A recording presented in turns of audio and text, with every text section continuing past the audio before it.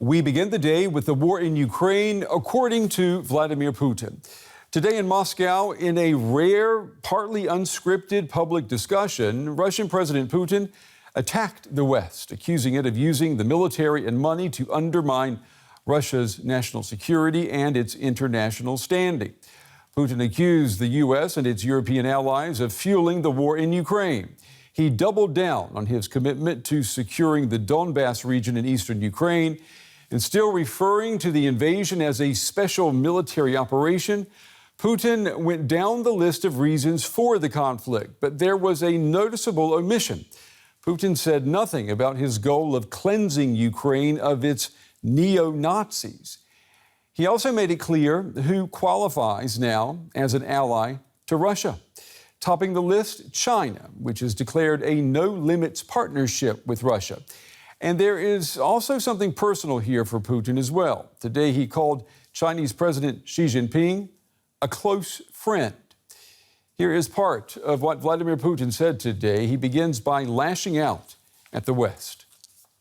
The historical period of undivided dominance of the West in world affairs is coming to an end. The unipolar world is becoming a thing of the past. We stand at a historical frontier.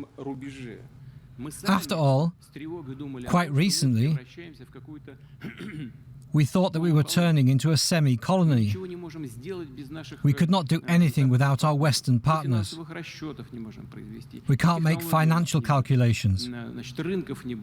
We won't have technologies. We won't have markets. All you have to do is click, and everything falls apart. But no, nothing fell apart. And the fundamental foundations of the existence of the Russian Federation turned out to be much stronger than someone thought about it. Maybe we ourselves thought. Well, my first guest tonight is Bill Browder. He's the CEO of Hermitage Capital and is also head of the global Magnitsky Justice Campaign. Bill is considered an authority on all things Vladimir Putin. Bill, it's good to see you again. I want to get your take on some of the things we heard today. Putin said today that Russia stands for multipolarity and for traditional values. Who was he speaking to today? And I dare say that his intended audience may not have been sitting right there before him in Moscow. Definitely not. So his audience is actually sitting, or his hoped-for audience is sitting in America. And so basically Vladimir Putin is in a very tough spot right now because he's losing the war.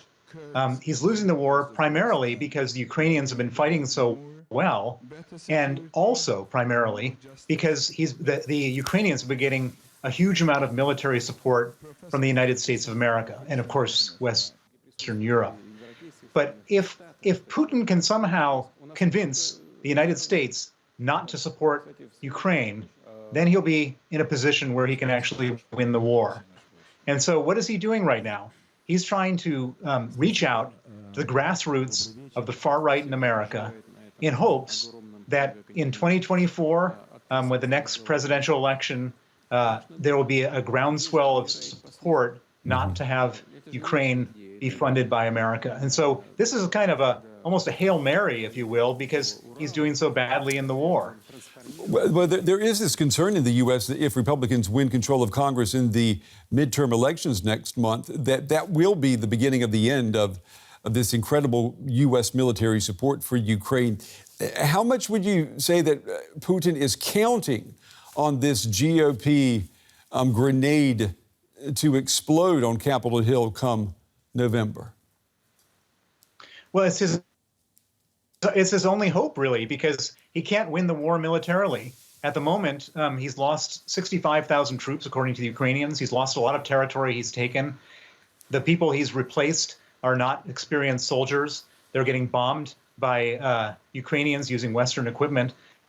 And so he really is he's really playing dice now. He's just hoping and praying that he can somehow make the U.S. not support him. And I don't think that in the end, I mean, I think that there's been a few words spoken by Kevin McCarthy, but on the Republican side, Mitch McConnell is directly contradicting Kevin McCarthy. And so I don't think that America is going to pull out of their support for Ukraine, but that is Putin's only desperate hope right now.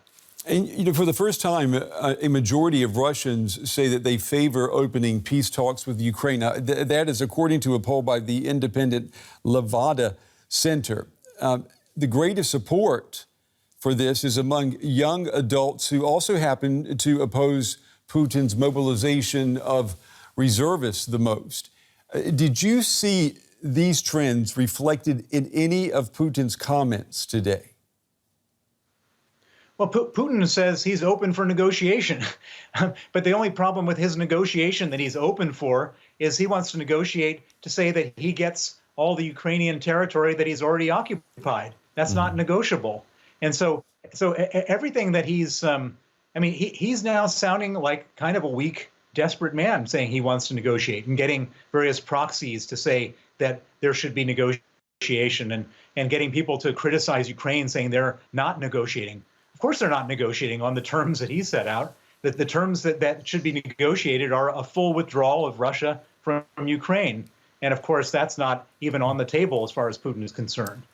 And Vladimir Putin, today we saw this again. He continues to shower Chinese President Xi Jinping with words of affection. But this often seems to be something like an unrequited love.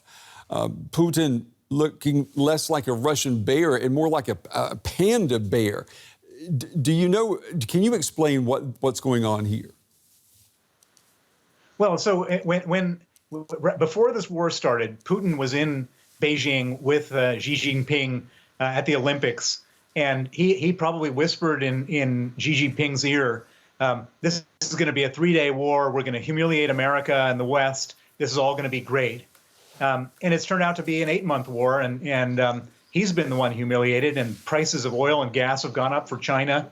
And it hasn't been this friendship forever thing that Putin has hoped for. It's not like Chinese companies are going into Russia because they don't want to be sanctioned in the West. And it's not like China has done a whole lot of anything other than buying a bit of discounted Russian oil. And so this is kind of, as you say, unrequited love. Yeah. Putin is trying to put that out there in a same kind of desperate way as he's trying to reach out to the far right in America, hoping that somebody's going to come to his aid because he's suffering right now. He's flailing. Yeah, the far right in America and then Xi Jinping in Beijing. Wow, those are two opposite ends of the spectrum there that he's trying to work. Bill Browder, as always, good talking with you. We appreciate your time and your insights tonight. Thank you. Thank you. The new U.S. defense strategy published today highlights China as the greatest strategic security threat for America. Now, the 80-page document lays out the Chinese threat and then outlines what a future U.S. military response should be. China may be the 21st century nemesis of the West, but right now, Russia continues to get in the way. Here's the U.S. Defense Secretary, Lloyd Austin, on the National Defense Strategy known as the NDS. At the same time, the NDS bluntly describes Russia as an acute threat. And we chose the word acute carefully. Unlike China, Russia can't systemically challenge the United States over the long term. But Russian aggression does pose an immediate and sharp threat to our interests and values. I want to bring in Bradley Bowman now. He's Senior Director of the Center on Military and Political Power at the Foundation for the Defense of Democracies.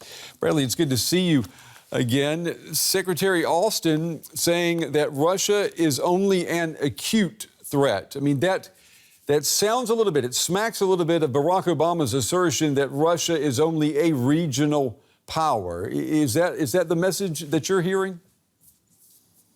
Thanks for the opportunity to join you, and thanks for the question. You know, it's important to know that the original draft of the National Defense Strategy that was released today was done before February 24th.